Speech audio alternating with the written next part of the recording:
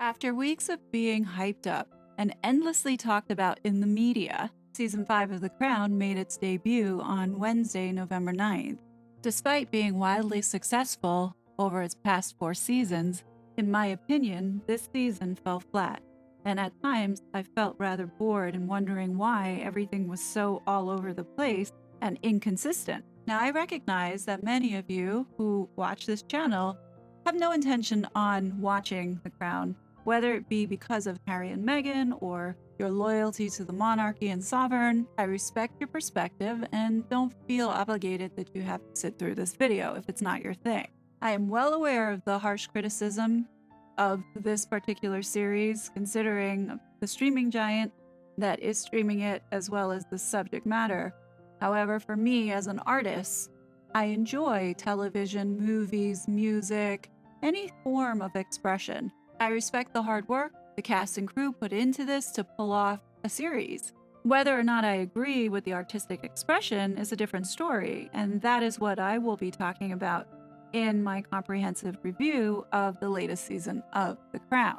So grab yourself a glass of wine, hot cup of tea or coffee, and let's dig into this.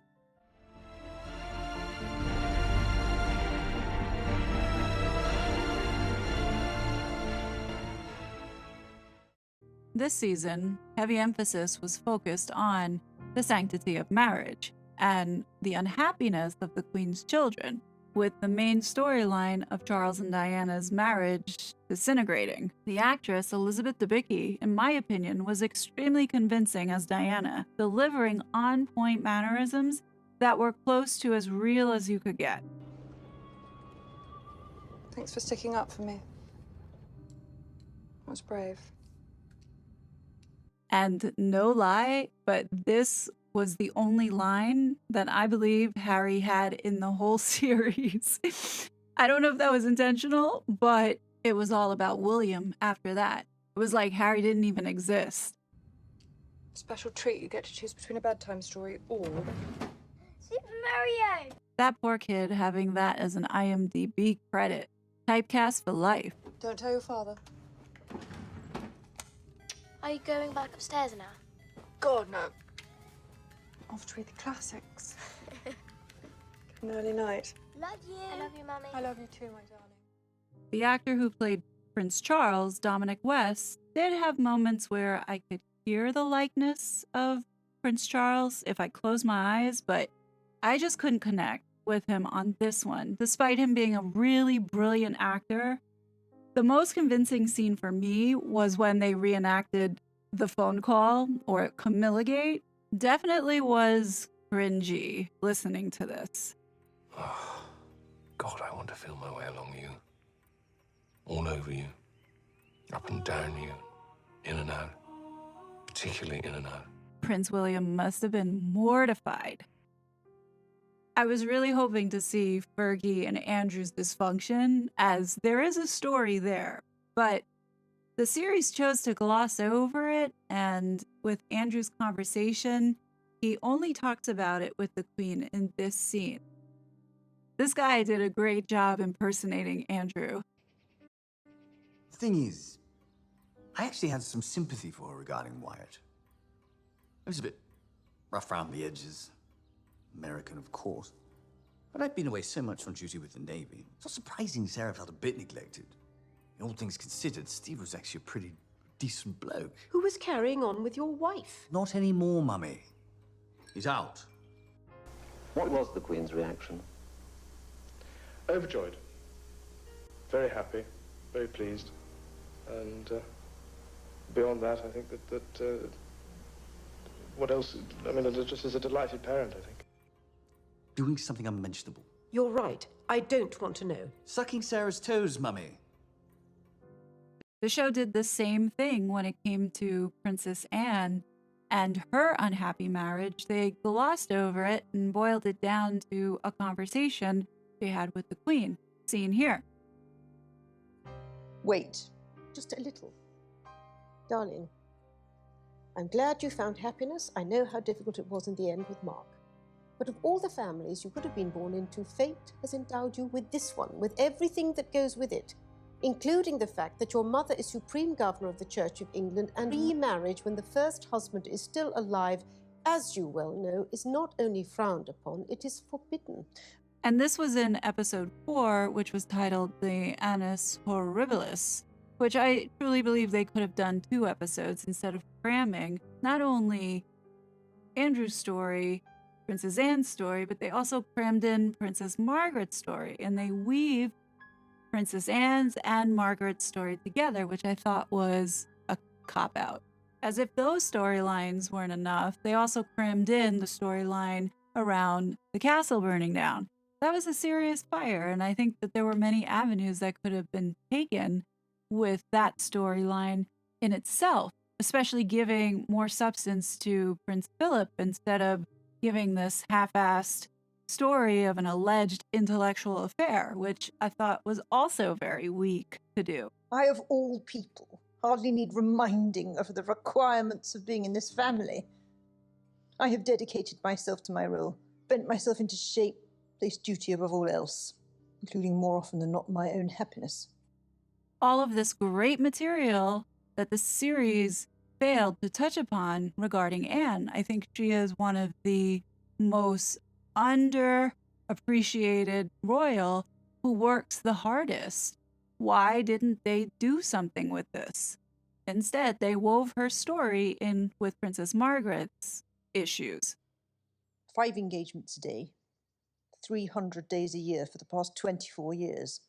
Well, you cannot have all of me. And I will not give all of me. I will marry Tim. You don't think I have reason to burn down my sister's home? Why would you do that? Because of what she denied me. Peter Townsend. I don't understand how this series got away with this without putting a disclaimer at the beginning of the show saying that even though the story is based off of real life people, the events that they are portraying are fictional. Princess Margaret's storyline has her meeting up with Peter Townsend for one last time at this event, which never happened. I understand it's about building a narrative and being creative, but it is very misleading, especially when 90% of the show is based off of historical events. Without sun and water, crops fail. Lilibet, let me ask, how many times has Philip done something? Intervene when you couldn't. Be strong when you couldn't be. Be angry when you couldn't be. Be decisive when you couldn't be. How many times have you said a silent prayer of gratitude for him and thought to yourself, if I didn't have him, I'd never be able to do it? How often? Like the Queen should have put some weed killer on that whole Harry and Meghan debacle. In my opinion, this was one of the more powerful moments in the series. And it really did hit home when you put it in perspective. Peter was my son. My water. And you denied me him. I denied you as queen, not as your sister. So I'm guessing the Queen was out to lunch when Harry's grandmother approved this wedding to move forward. The conditions are irrelevant. The prohibition is what counts. A prohibition, incidentally, you are not now extending to Anne. That is different. How is it different? Anne is a royal princess with no prospect of acceding to the throne, as was I. Commander Lawrence is a palace equerry, marrying scandalously above his station. Peter was a palace equerry, hoping to marry scandalously above his. Anne and Commander Lawrence are in love. Peter and I were in love. In both cases, one party is a divorcee. The situation is identical in every way except for the outcome. Is it me, or does history really like to repeat itself in this family? You would think they would learn their lessons. She is being allowed to marry him. I wasn't. Aside from the family drama, another core element to the show was surrounding power and politics. power and politics within the firm, as well as the relevance within the government. During this time in the 90s, Britain was going through a recession, and people were questioning what was the relevance in that day to have a monarchy, especially when it is supposed to represent stability and unity, but the family drama was laid bare by the media, showcasing the recklessness of the next generation royals. So the public was questioning, why are we subsidizing this family when what they're representing now is pure dysfunction? And all through 1992, it was one scandal after another, and then ended with the castle burning down and the public getting wind that the repairs were going to come out of the taxpayers' pockets, which is when everybody threw their hands up and said, oh, hell no. 1992 was a year that was supposed to be for celebration, as it was 40 years that the Queen ascended to the throne. Instead, 1992 was one long nightmare. 1992 is not a year on which I shall look back with undiluted pleasure. Sadly, after that verse, the series took it upon themselves to rewrite the speech. It may have had something to do with copyright, although I'm not sure. In the words of one of my more sympathetic correspondents, it has turned out to be an annus horribilis. It has turned out to be an annus horribilis. What's lacking in this series that was seen in the past series was the recollection of historical events. This was a time frame that they could have capitalized, considering the majority of the viewers are American, was talking about that special visit the Queen made to the United States and spoke in front of Congress. This visit that the Queen made to the United States was the first full state visit since the celebration of America's bicentenary. Monarchy's reputation on the fray, the Queen's speech at the U.S. Joint Congress was able to restore some of that sparkle, promoting democracy and freedom. It went over very well in the United States, and it should have been highlighted as a balance to the non-stop soap opera drama that they kept pushing. They could have eased up on the Diana story, considering that it has been done so many times over that people are sick of it. His words having undeniably connected with whole constituencies that are traditionally left unreached by the monarchy. It is not a monarch's role to campaign or chase constituencies like a politician, because the crown itself is a unifying symbol. It binds together a kingdom of 4 nations and a worldwide, multiracial commonwealth, symbolically. In episode 5, there was heavy focus on Prince Charles, and it painted him in a really good light. I was pleasantly surprised to see how positive they were of him, but at the same time, they showed a fabricated conflict between mother and son, contrasting old school of thought versus new school of thought. And there was this underlying tone in every episode across the board of ageism. They used the royal yacht Britannia as a metaphor that I will talk about a little later on in this video. The show failed to really capture the Queen's true personality. In the 10 episodes, the Queen had been seen as very stoic, very serious, and even in the moments where she did show some emotion, it was on the sad side. We all know that the Queen had a great sense of humor, as well as being open to compromise. In this series, it appeared, or it was portrayed as unwilling to change, and we know that that's not true. Now, I'm not sure if it was designed to show this contrast between mother and son of Charles being more progressive, more modern, versus showing his mother being stuck in her old ways. Creatively, I don't think that that was a good choice, because they essentially trampled on the legacy of a woman who cannot defend herself. Charles is frustrated because the crown has many of the functions of an inanimate object. He prefers to be animate. But there's a danger in that. One can end up undoing more than doing. I do believe that this little monologue that Princess Anne has here was set up by design to kiss the ring of King Charles and stroke his ego a little bit so he does not go after the series and sues them. But he's not as weak as everyone thinks. The Charles I saw today was strong, confident, mature. Not only does he have what it takes for the job, in some ways he's already begun. One of the episodes that I found really fascinating was episode 6, in which they wove in the story of the Romanovs. While although the episode was not 100% historically or factually correct, it does give a peek into the royal family's cousins who were part of a Russian empire that was completely wiped out in one swoop. The only element of truth in this episode was the need to use Prince Philip's DNA to identify or confirm that the bone fragments found in Russia were indeed Tsar Nicholas and his family.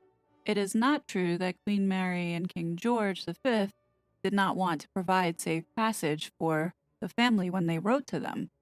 Britain's refusal for the safe passage had happened after the Tsar's abdication in 1917, at a time when he still had several other places to go. The movement was so swift that things deteriorated so quickly that the window of opportunity to do something to help the family had closed. I'm told the best way to identify and authenticate the remains is through DNA. And it turns out the only place in the world for bone DNA sequencing is here, in England. Aldermaston, yes. And apparently, because of the age of the bones, they can only use a particular kind of DNA that passes through the maternal line. Mitochondrial. Oh, you knew that? Yes. How? I read.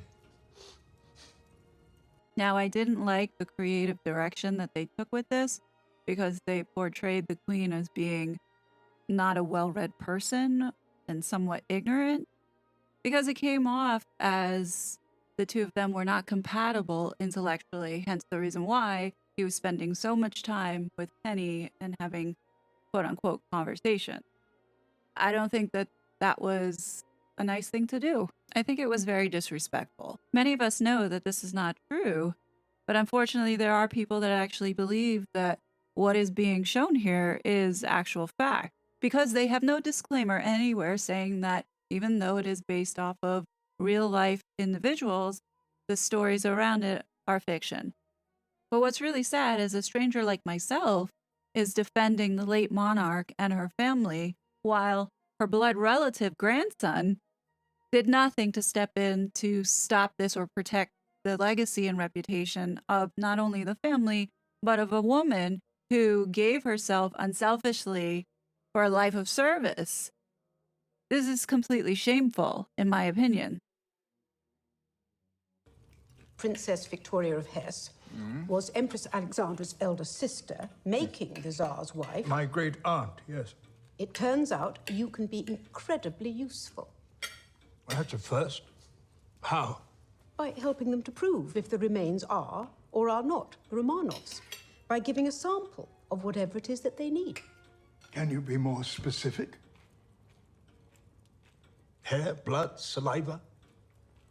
Didn't you ask? No. Why not? Weren't you curious? Not even a little bit? This is so condescending and patronizing. Going back to the saga and love triangle between Charles, Diana, and Camilla, they took a lot of time to build out the story of Muhammad al-Fayed and dramatized his obsession to want to be in the same circle as the royals, quite similar to social climber Meghan Markle. However, the difference is that Muhammad al-Fayed was very successful. Episode 3 also links the al-Fayeds with the royal family through King Edward's personal valet, in which he ended up hiring for many years. Now, the story in episode 3 about Muhammad al-Fayed and how he acquired or hired Sidney Johnson is partly true. While although there's no evidence that Edward and Wallace were in Egypt at the same time as Muhammad al-Fayed, but after the Duke died in 1972, Wallace had let Sidney Johnson go, which was their personal valet. Muhammad al-Fayed took him on at some point, but I don't know exactly how or when they connected. It's not true that he instructed him how to behave and act royal, such as knowing how to shoot and golf. Sidney Johnson was the one who was responsible for encouraging Muhammad al-Fayed to renovate the Windsor Villa. Allegedly, Muhammad al-Fayed was told that the way to British society was to be seen with royalty, and that sponsoring the Royal Windsor Horse Show would land him a seat next to the Queen. Apparently, Muhammad al-Fayed sponsored the Royal Windsor Horse Show from 1982 until he was informed that his efforts were no longer welcome in 1998, and this was entirely to try to win over the Queen. It's definitely understandable the bitterness that the Fayeds have for the royal family, not only from being snubbed, but also the tragedy surrounding their son. And although The Crown, episode 3, chose to show Diana and Muhammad al-Fayed meeting at the horse show, it's not actually true. Diana met Fayed when she was shopping at Harrods. According to Tom Bower's biography, he revealed that Muhammad al-Fayed was always inviting Diana to stay with him at his homes in Saint-Tropez, Ballingown, and that she had always declined until the ill-fated summer of 1997. Diana did meet Dodi at a polo match briefly, but it's not the way that The Crown depicts it in episode 3. I imagine that Meghan Markle is watching this show and taking copious notes. It's my hope that she's watching this particular scene and paying attention to Wallace Simpson's funeral, because if she continues down the path that she's going by insulting and offending so many people, she's going to end up alone, bitter, and then finally buried in the backyard with Fido. It really was a sad ending for Wallace Simpson, but hey, if Meghan enjoys copying people and following down the path of this woman, by all means, go ahead. Then by episode 7, the series goes back to telling Diana's story and how she was coaxed into or convinced to do this BBC interview with Martin Bashir. We also see now Diana trying to get her groove and begins to secretly date Hasnat Khan. Despite Elizabeth Debicki playing Diana really well, I found myself being really bored with her storyline because we have seen it so many times and we know it. Like, look how many movies and documentaries are about her. Even as far as there was a musical on Broadway about her. How much can we talk about Diana and dissect it? Let's not forget that Harry and Meghan have been profiting off of this dead woman by exploiting her victim narrative. The world is exhausted of hearing this woman's tragedy. It's been 25 years. Can't we just let this woman rest? Just a little side note. The person they cast for the Queen Mother, I'm not sure what they were thinking because this woman looks nothing like the Queen Mother. For me, one of the most memorable moments in the series was when Diana went to go tell the Queen about the BBC interview that she just did. There's something I wanted you to hear from me first, and I expect as a consequence you're going to think even less of me than you already do. Why don't I be the judge of that? I've given an interview. What kind of interview? A full, rather frank interview to the BBC, which will go out on Monday the 20th. Why? I felt the need to clear a few things up about my marriage. No, honestly. It's like a broken record. About the fact that I've so often been shut out, left to cope on my own. And that I've suffered from a lack of sympathy and feeling and compassion.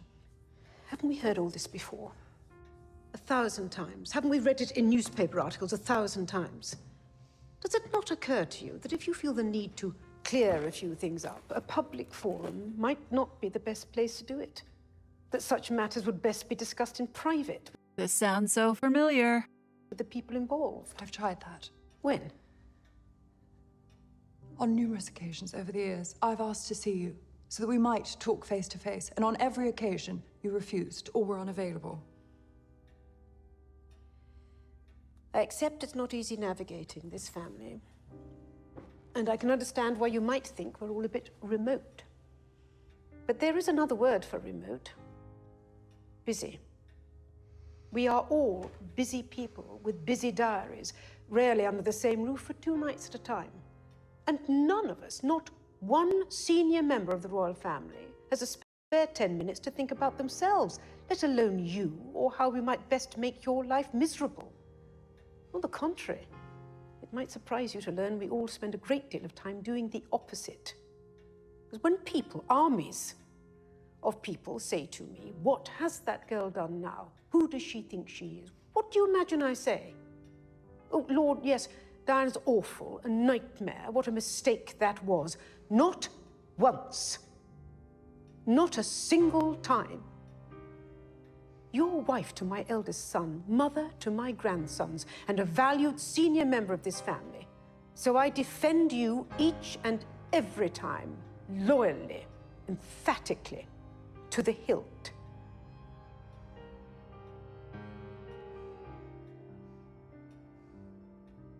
The enemy you imagine I am, the hostility you imagine we all feel, is a figment of your imagination. Is it? Yes. All any of us want, Diana, is for you to be happy. And one day to be our next queen.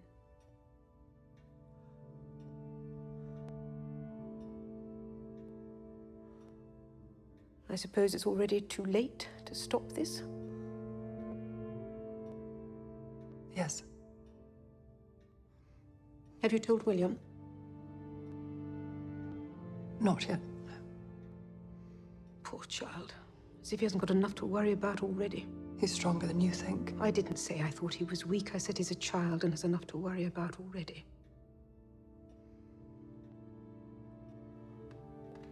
Well, I'll tell him not to watch it. Well, I hope you don't mind if Philip and I don't watch either.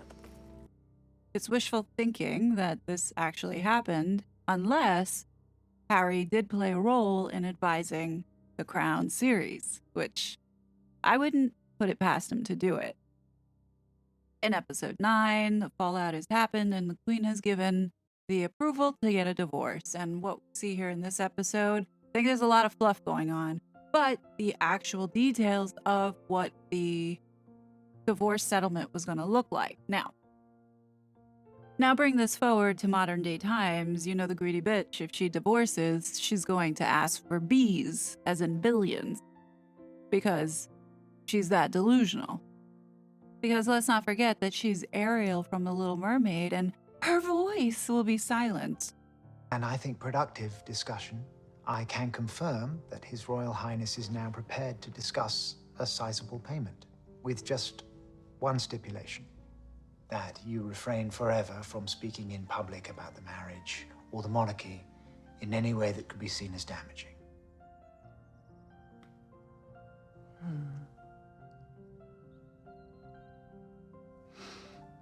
If he's going to stuff my mouth with gold and hope I gag, that sum had better have 8 figures and start with a 3.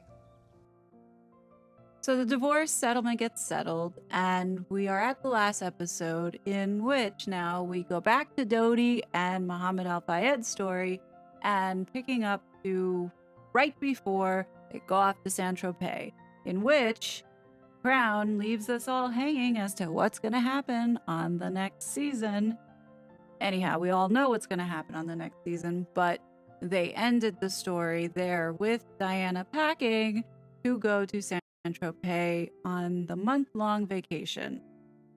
And literally right before Dodi goes to Saint-Tropez, he proposes to his girlfriend, Kelly Fisher, and that's what you see here.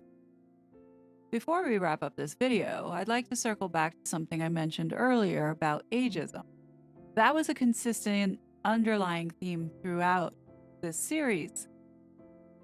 Season 5 opened with showing a young, fresh-faced Queen Elizabeth christening a brand new yacht that we now know was the Royal Yacht Britannia. And right out the gate, there was a fixation on her health and age, as seen here. I don't think that it was a coincidence that there were parallels being drawn between the Britannia and the Queen. You see her in the beginning, very young, youthful,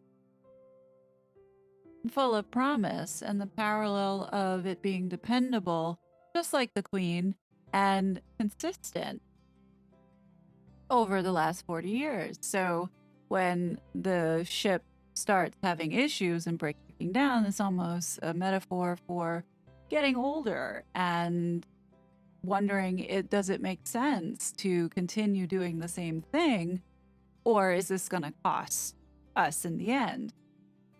This season really goes out of its way to show that Charles is a forward thinker and is aware that he needs to adapt, otherwise the survival of the monarchy is in jeopardy.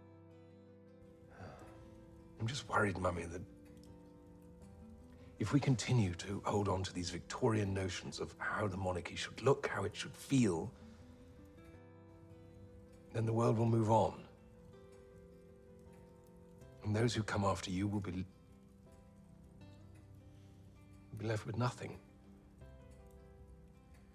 So this last scene with the Queen on the Royal Yacht Britannia taking one last look around before it is decommissioned, which is what episode 10 was called. I think the poignant message to get from here, or at least from what I perceived, was that nothing lasts forever. My final thoughts around season 5 was that I think it was a good effort, but at the same time, I was underwhelmed. I'm not saying that it was bad, but it definitely was not a Squid Game series where you were jonesing to watch the next episode. I do agree, though, that they should have put some sort of disclaimer at the beginning of the episodes to indicate that this is a fictionalized drama based off of real-life people. There was quite a bit of inaccuracy, which could be seen as misleading and altering people's perception of what history really was. So I think they could have done better on that, but overall, it's not a bad series if you're looking for something to watch when it's snowing or raining.